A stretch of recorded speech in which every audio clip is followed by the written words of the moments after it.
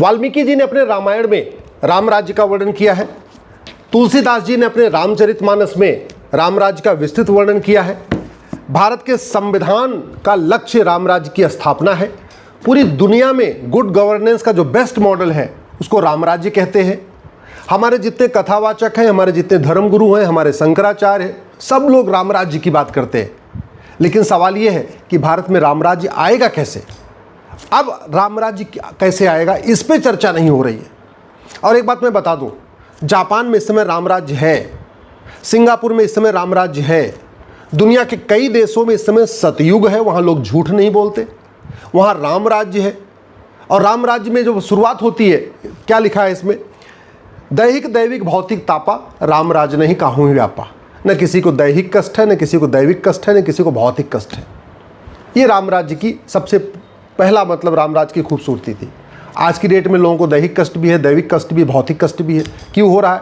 क्योंकि उसका मूल कारण है गुलामी की शिक्षा व्यवस्था, मदरसा शिक्षा, मॉन्टेसरी शिक्षा, मैकाले शिक्षा, मिशनरी शिक्षा। अगर वास्तव में हम दैहिक दैविक भौतिक कष्टों को खत्म करना चाहते हैं तो हमें सबसे पहले यहाँ गुरुकुल वैदिक शिक्षा लागू करना पड़ेगा, समग्र चिकित्सा व्यवस्था लागू करना पड़ेगा, चरक सुश्रुत को बचपन में ही पढ़ाना पड़ेगा, अष्टांग योग को हमें प्राइमरी के स्कूलों में ही पढ़ाना पड़ेगा, यम नियम क्या होता है, धारणा ध्यान समाधि क्या होता है, ब्रह्मचर्य अस्तेय अपरिग्रह, इसके बारे में हमें प्राइमरी में ही पढ़ाना पड़ेगा। तब जाके दैहिक दैविक भौतिक कष्ट खत्म होंगे। दूसरा क्या लिखा है रामचरितमानस में और वाल्मीकि जी ने क्या लिखा है? सब नर करई परस्पर प्रीति, चलहि स्वधर्म निरसृत नीति।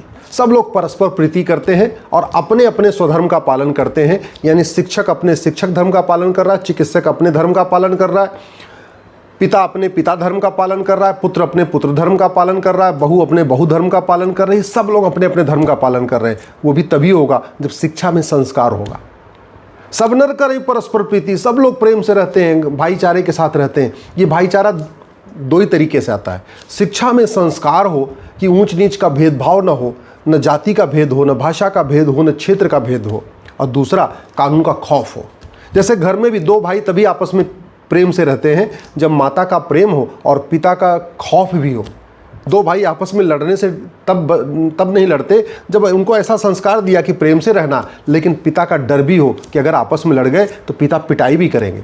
तो शिक्षा में संस्कार होगा और कानून का खौफ होगा, तब जाके सब नर करहि परस्पर प्रीति होगी। लेकिन कानून का खौफ तब होगा जब यूनिफॉर्म पुलिस कोड होगा, यूनिफॉर्म जुडिशियल कोड होगा, यूनिफॉर्म एडमिनिस्ट्रेटिव कोड होगा, झूठ बोलना गंभीर अपराध होगा, झूठ पकड़ने के लिए नार्को पॉलीग्राफ ब्रेन मैपिंग कानून होगा, मुकदमों का फैसला 2 महीने 3